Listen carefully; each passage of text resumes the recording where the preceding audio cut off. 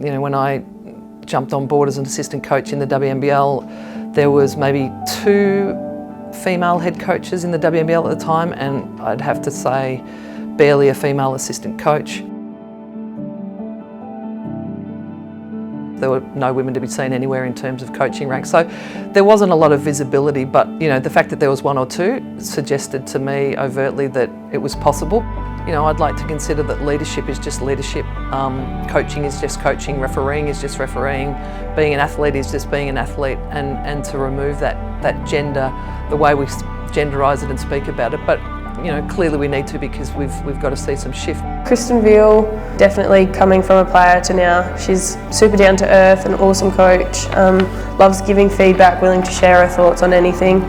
A lot of the leaders now are a little bit more open, a little bit more vulnerable, and a little bit more comfortable that there is a diverse array of how you can lead now, and more acceptance on how you can coach and be yourself, which I think has shown that shift from, you know, women trying to replicate men in leadership roles to now being who they are. And for me, that's so more inspiring.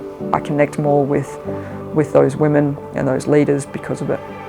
This is an interesting question, because I knew this question was coming. You know, growing up as a player, you're looking up to people.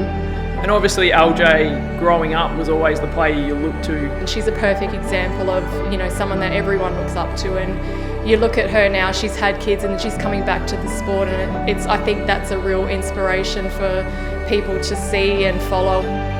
Some of the key attributes I see in female leaders in basketball are, you know, strong, calm, measured, innovative, great communicators, command respect.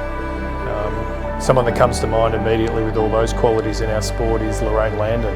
I definitely saw her operate at such a high functioning level, and I probably didn't appreciate when I was an athlete just how incredible she actually was. Lorraine's been at a senior executive level within our sport for decades now.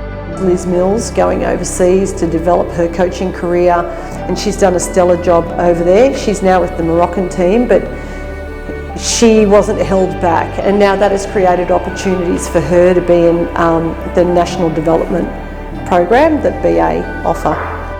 As I evolved as a young coach through my coaching career, I got more comfortable saying, well, I didn't like being coached that way as an athlete, whether it's a gendered thing or not, but started to be more comfortable in being myself. The best leaders in any position, whether it's sport or business, whether it's community coaching or high performance coaching, is empathy. You know, and I think BA, we've got a job to do to really step up and start highlighting these stories and making sure that, you know, we are leading the way.